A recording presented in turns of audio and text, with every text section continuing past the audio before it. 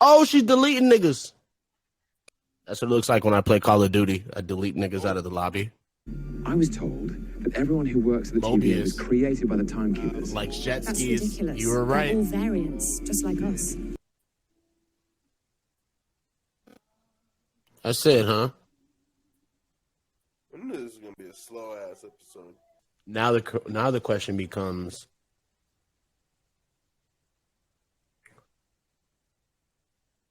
what is the TV? What is the timekeeper's purpose? Because we thought it was to protect the sacred timeline, but apparently, Not that might not be the case. that might not be the case, or the TVA is fucking with the timeline, and the timekeepers have no idea about it.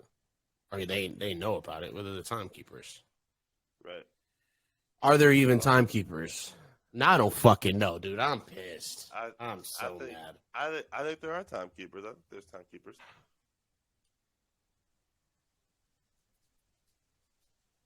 I just She said she's been fighting them her whole life. Yep. That's interesting. They don't explain why, which I wish they would have, but they didn't. It's fine, whatever. Yeah, man, that's the big. So that, like I said, man, I thought this was gonna be a filler episode. That just left us on a cliffhanger. You're right. Gave us a little information. Her name's Sylvie because she just changed it. And the big reveal is that all the Minutemen and agents and employees of the TVA are all variants, which would explain why Casey doesn't know what a fish is, because he's had his memory wiped. Ah, very true. Well, is Casey from Earth? Are we saying? Yeah, Are we? I don't know. He might not be, but then because that wouldn't explain why Mobius likes jet skis. Or maybe it does. Maybe he picked up a jet ski magazine on one of his trips, and Casey is just a desk employee.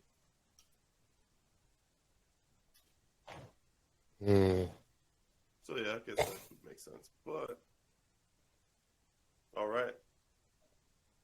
So it would seem that they're variants who are late for work or started an uprising or did whatever to break the quote sacred timeline, and then they're basically memory wiped and turned into employees of the TVA. Quite interesting.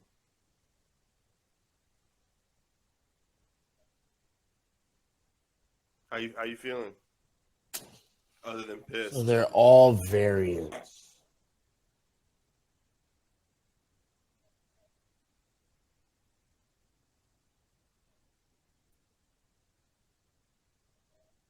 And okay. So are all variants. So every variant is a person that goes off of the sacred timeline. Is that right? No, the variant is your just that version of yourself within that. Okay. Yeah. They're the ones that are. They're just Because remember the sacred timeline. This is the sacred timeline. In that video, they show the variants. They're all evil looking. They all have like evil to them, and it shows them going up and doing their own thing. Yeah. Right, and that creates a. That's just a branch timeline, a Nexus event. Right. So a Nexus event could be you being late for work. Well, that's the thing. I mean, according to the video, yeah. Anything from you being late to work to starting an uprising. So.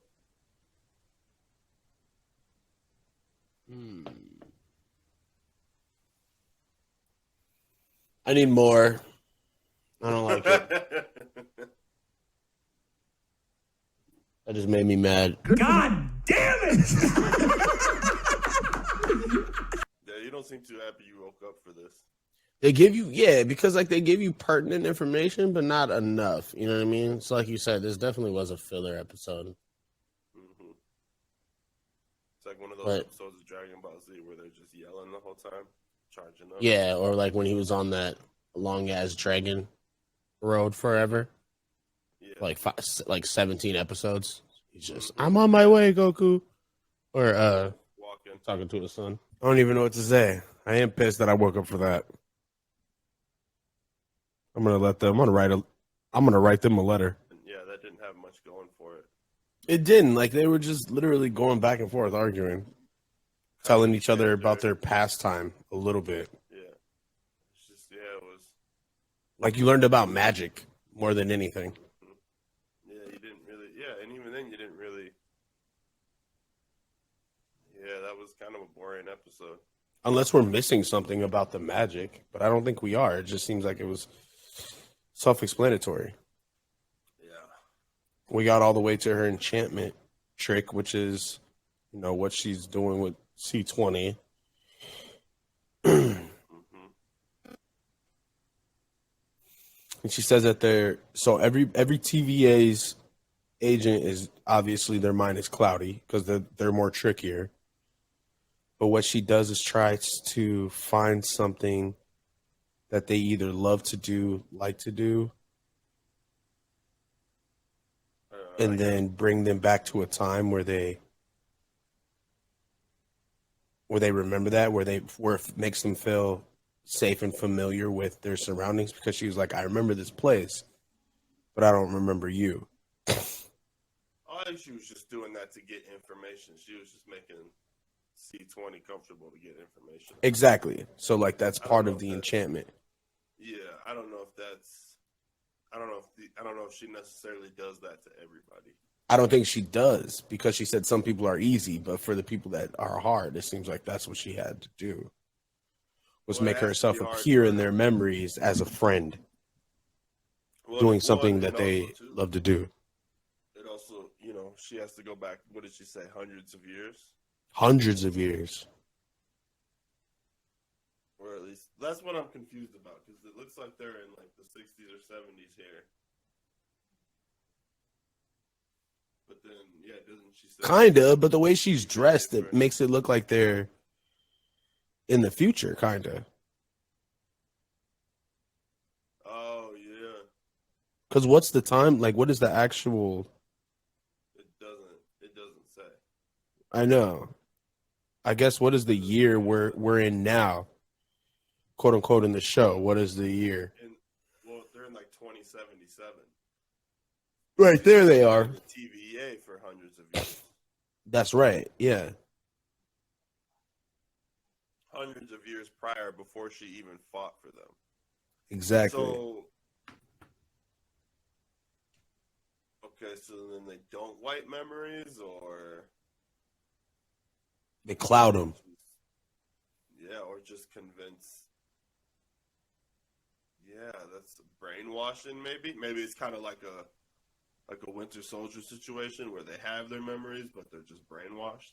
So it takes a little extra tapping in to get to those memories. So maybe she broke the timeline back in like the 70s or some shit, and then, but like in like TVA time, it's been hundreds of years. And that was that scene. Because I'm watching it, I'm looking at it right now. Yeah. I'm trying to look in the background to see if I can't see anything that would like give away. And right when she pulls him, and right when she stops pulling her out, is when Mobius and all of them show up to Rock's cart. Because if you look, when she looks in the camera, it's the scene where Loki's like turning around looking at the destruction.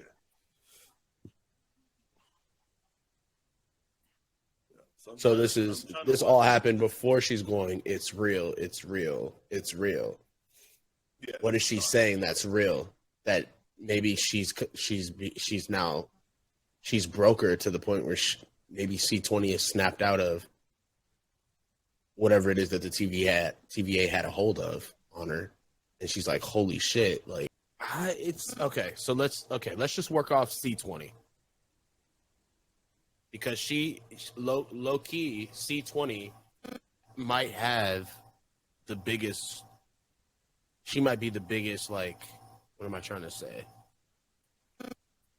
Sign into what the TVA is up to.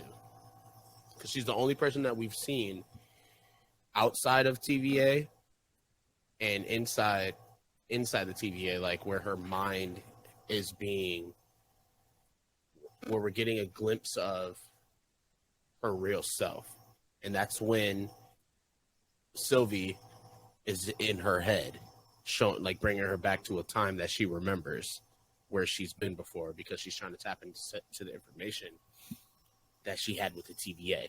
But obviously, she's not. What am I trying to say? She's obviously. Let me think about this. I think we get another scene with C20 and Sylvie working on her, like during when like, okay, so we saw her. I think that's You think that's it? I don't know. Yeah. All right, hear me out. So we get it where she's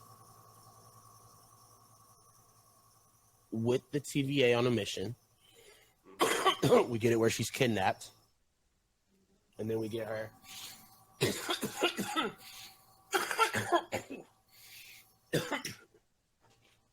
get her right before they show up on the, what do they call it? The field op. Which was telling, because she was saying it's real, it's real, it's real. And then she's also they're very important scenes, because she's saying it's real, it's real, it's real. And then she discloses that she's released where they could find the timekeeper. And then we get to this episode, and then she's saying, where can I find the timekeepers? And she's like, that's odd. And then she snaps her and brings her to another place where there's margaritas that she remembers. And she's like, oh, I remember this place, but I don't know you. Mm-hmm. And then she comes out and she's like, I think you're just tired. But then she says there's gold doors. So in this episode, we still don't know when she tells her about the timekeepers and where she can find them. If you think about it, she doesn't say where you can find them. She says there's gold doors. And then when we lead up in this episode where they're fighting, Loki and Sylvie are fighting, she's in front of a gold door. Yeah, no, she told her where to get to the timekeeper. She said it's the gold elevator. There's probably the gold elevator. So the gold elevators are in the TVA building? Yeah, that's why there were two guards at the doors. So I think everybody knows where the I thought that elevator was is, but I thought that elevator was to get to Raynar's office. No, there's one sure elevator. I think the rest of the doors are just elevator doors. I'm gonna go back and watch the last episode when Mobius is outside. When Mobius walks outside of the office, does he walk out of the elevator, or does he walk out of doors? He just walks out of office doors, and they're just regular old office doors. I mean, they're grand office doors, but they're just regular old. So they're just tucked away in this little old building, huh? And Mobius can never see them. Hasn't ever met them. Because they're all variants of each other. Of themselves. That have been brainwashed into thinking. That they just believe. Forever. Oh yeah, those are definitely gold doors. Those are. Oh yeah, and there's like artwork of the timekeepers in the hallway of the door. There's like a tile clock, and then there's like a tile art piece of the all the three heads of the timekeepers. So I'm guessing, yeah, that's got to be the elevator to the. All right. Well, I that's guess the elevator. Yeah, we gotta wait another week. Can't wait. because up at the top of the elevator here, because then the regular elevator is just a thing that says that goes up and down, like it just looks like a regular old elevator. This elevator doesn't have an up or a down, and it's got a plaque up above the door that says "For all time, always." Disney Plus woke me up for this. That's how I feel. Mm-hmm. Had me all geeked up. Setting I'm ready to alarms, go. Disney Plus. Setting alarms. Yeah. Maybe you just give us a description. Like, this one you don't want to stay up for. That'd be nice to know. Yeah. Now we gotta wait a whole another week. In this angst. Appreciate it. I'm pissed. Mm-hmm. God damn it!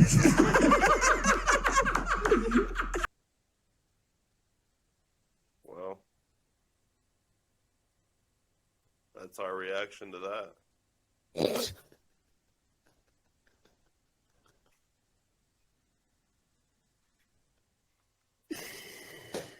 Oh, I'm so bad. It really wasn't that great of an episode. It was all going so well too, and then like the pointless of them fighting them. What are you fighting them for?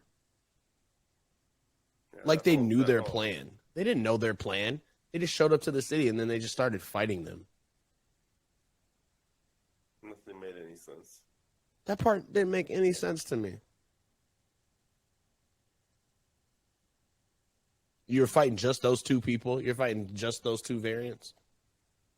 What was the point? The whole world is collapsing in here. As if they knew they were trying to make it to the rocket or the ship or whatever, the vessel, the ark. Bitch, you didn't know what they were trying to do? All them little stupid blue uniform things. That was dumb. Yeah. A whole moon is crashing on them. And they're worried about. Two people. The biggest thing we found out is Loki might have been gay. He might be he's bisexual. Well, no shit. But you're right. We had to get one of those episodes. Yeah. It better be nonstop action after this. It will be. Hopefully. Hopefully. TVA still good though in my book.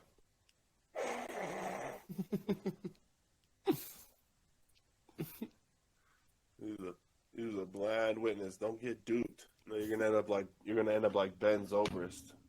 Okay. All right. Don't get duped, bro. Don't get duped. Don't get duped. Keep your head on a swivel. The TVA will tell you to take a leave of absence and then fuck your wife. What the fuck, man? Hold on, son. His pastor told him, So hey, dog. Not only did he fuck his wife, he also told him to pause on his career to play in the MLB. And he was like, you know what? You're right. So we're bummed about episode 3, right? I'm bummed about episode 3. It was just slow, dry, stale. That horse got more action than this show. That's facts. That is facts, bro. Jeez. Yeah, man. But I knew that was coming. I knew not all of them were going to be bangers. Yeah, we got BZ'd for real. We got BZ'd. 'Cause you know, that's just what happens in series like this. Not every episode is going to be a banger. You got to have these episodes. Like WandaVision was 2 full episodes. That's why they dropped 2 at once. Because they're like, there's no way we're going to hook these people with this first episode. Yeah. because it's a true. filler. It's true. They got to do it at some point. They got to have some exposition. Got to, deal with all that. So. And then it was short too. I think that's what the shit that pissed me off the most. Was it 43 minutes runtime? Yeah. So then they just drop a bomb take at the end and then take 5 minutes out of that for credit. Right. So it was the shortest episode yet by 10 minutes. It's pretty whack. But that, Underwhelming. Very underwhelming episode, but I get it. That's what it was. Yeah, underwhelming. Underwhelming with a couple of tidbits. Mm-hmm. But all right. Well, I'll see you back. Or we'll see y'all back. Gotta do the outro. We'll see y'all back shortly here for another episode of Jump to Hyperspace with your co-pilots. Thank you for watching and liking and subscribing. We truly do appreciate it every time. What do we call it around here? Thumb exercise. Make sure you get it in. Don't ever be lacking on your thumbs, on your thumb exercises. Facts. And we'll see y'all on the next one. Yep. Peace. Goodbye.